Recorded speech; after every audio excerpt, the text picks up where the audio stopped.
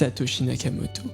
Quelle est l'histoire du mystérieux concepteur de la première base de données construite avec une chaîne de blocs, ayant résolu le problème de la double dépense pour une monnaie numérique en utilisant un réseau pair à pair?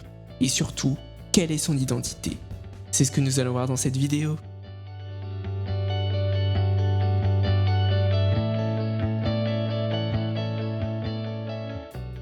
Nous allons commencer par en apprendre davantage sur sa pseudo-identité. Ainsi, il se présente sous le pseudonyme de Satoshi Nakamoto. Prétendant être de nationalité japonaise, est né le 5 avril 1975. Il apparaît en tant que mathématicien, cryptographe et programmeur révolutionnaire, ayant été en activité de 2008 à 2010, ce qui s'est traduit par la création du Bitcoin. Cela a fait de lui, en 2017, la 44e plus grande fortune mondiale, avec 19,4 milliards de dollars américains, puisqu'il posséderait près d'1 million de bitcoins acquis en minant 20 000 blocs. Intéressons-nous à présent plus spécifiquement au développement du Bitcoin. Tout commence en octobre 2008 lorsqu'il publie un livre blanc sur la liste de diffusion de cryptographie du site metsdao.com, décrivant la monnaie numérique Bitcoin. Ensuite, le 3 janvier 2009, le réseau Bitcoin voit le jour avec la création du bloc de jeunesse pour lequel il a reçu un salaire de 50 bitcoins et dans lequel il était inscrit en anglais Journal The Times, 3 janvier 2009, le chancelier sur le point de renflouer les banques pour la deuxième fois, faisant référence à un titre du Times. Cette note a ainsi été interprétée à la fois comme un horodatage et comme un commentaire soulignant l'instabilité et le danger causé par le système de réserve fractionnaire utilisé par les banques. Puis, le 9 janvier 2009, il publie sur SourceForge.net le premier logiciel Bitcoin qui a lancé le réseau pair à pair et les premières unités de la crypto-monnaie Bitcoin. Dans le même temps, il crée un site web avec le nom de domaine bitcoin.org et continue à collaborer avec d'autres développeurs sur le logiciel Bitcoin jusqu'au milieu de l'année 2010. À ce moment, il remet le contrôle du dépôt de code source et de la clé d'alerte réseau à Gavin Andresen. Il transfère également plusieurs domaines connexes à divers membres importants de la communauté Bitcoin et met fin à son implication dans le projet. Cependant, malgré cela, il ne dépense aucun de ses Bitcoins. Passons maintenant à l'identification de sa réelle identité. D'abord, en raison des quelques commentaires qu'il a fait sur les services bancaires et le système de réserve fractionnaire, ainsi qu'en raison du projet Bitcoin en lui-même, Satoshi Nakamoto est profondément libéraliste. Ensuite, sa soi-disant nationalité japonaise est fortement remise en cause. En effet, l'orthographe et la terminologie occasionnelle de l'anglais britannique dans les commentaires sur le code source et dans les messages sur le forum ont donné à penser que Nakamoto, ou au moins une personne du consortium qui prétend être lui, est originaire du Commonwealth. De plus, le premier bloc de Bitcoin qui a été créé par Satoshi Nakamoto contient un message laissant penser qu'il lisait le journal The Times de Londres au moment du lancement de Bitcoin. Cela a également été appuyé par Stefan Thomas, un programmeur suisse et membre actif de la communauté Bitcoin, qui a représenté graphiquement l'horodatage de chacun des messages de Nakamoto sur le forum Bitcoin. Le graphique qui en résulte montre une forte baisse ou presque aucun message entre 5h du matin et 11h du matin temps universel. Cela correspond à une période entre 14h et 20h heure japonaise, ce qui suggère un sommeil inhabituel pour quelqu'un vivant au Japon.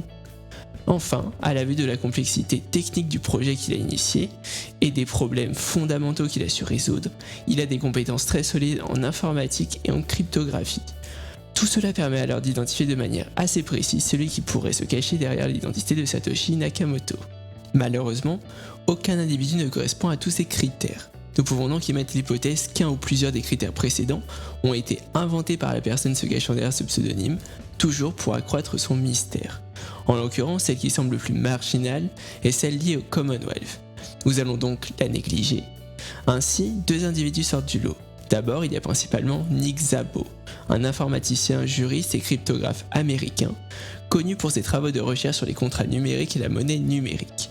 En effet, il a développé le concept de contrat intelligent dans le but d'apporter ce qu'il appelle des pratiques hautement évoluées du droit des contrats, de la conception jusqu'à l'application des protocoles de commerce électronique entre inconnus sur Internet. De plus, il a conçu en 1998 un mécanisme de monnaie numérique décentralisée qu'il a appelé BitGold. Malheureusement, BitGold n'ayant jamais reçu suffisamment de soutien, il n'a jamais été implémenté, mais a été désigné comme précurseur direct à l'architecture Bitcoin.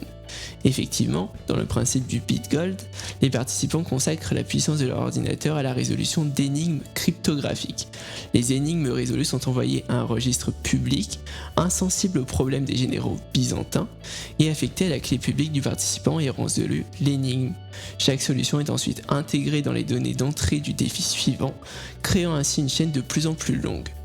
Tant que la majorité des participants n'a pas accepté une solution pour l'énigme courante, le travail de résolution de la prochaine énigme ne peut commencer. C'est un modèle de consensus de type preuve de travail.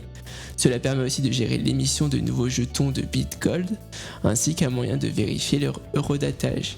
Cela règle donc le problème principal des transactions sous forme numérique, celui dit du problème de la double dépense. En effet, une fois que les données ont été créées, les reproduire est une simple question de copier-coller. La plupart des monnaies numériques résolvent le problème en cédant une partie du contrôle à une autorité centrale, qui assure le suivi du solde de chaque compte. Cela a été considéré comme inacceptable par Szabo, qui cherchait à imiter le plus fidèlement possible les caractéristiques de sécurité et de confiance de l'or, et la principale est qu'elle ne dépend d'aucune autorité centrale. Cela montre donc qu'il y a absolument toutes les compétences techniques pour développer le Bitcoin et surtout, en 2008, avant la publication de Bitcoin, Szabo écrivait un commentaire sur son blog à propos de l'intention de créer une version opérationnelle de sa monnaie hypothétique, ce qui correspond à la période de développement du Bitcoin. Ensuite, dans une moindre mesure, il y a Hal Finney, un développeur et cryptographe américain. Il est à l'origine de la première preuve réutilisable du système de travail avant Bitcoin. De plus, en janvier 2009, Finney était le premier bénéficiaire de la transaction du réseau Bitcoin. Il a d'ailleurs travaillé jusqu'à sa mort sur un logiciel expérimental utilisant le Trusted Computing pour renforcer les portefeuilles Bitcoin.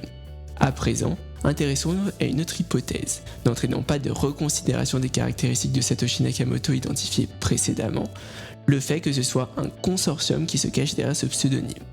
Il doit alors respecter 4 points principaux. D'abord, il doit être composé de membres profondément libéralistes.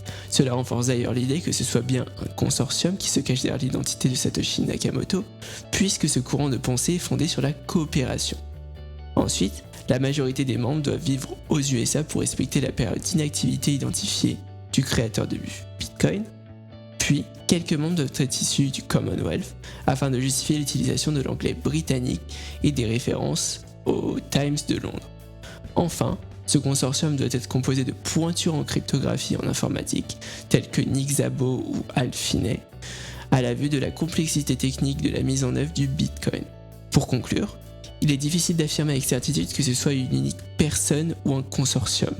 Cependant, il semble clair que si c'est une unique personne, c'est Nick Szabo, et si c'est un consortium, Nick Szabo en fait partie, car cet homme est l'unique individu ayant toutes les compétences et l'expérience nécessaires pour réaliser l'incroyable, la création du Bitcoin. Cette vidéo est à présent terminée, merci de l'avoir regardée. Si vous l'avez appréciée, n'hésitez pas à aimer la vidéo et à vous abonner. Sur ce, à la prochaine!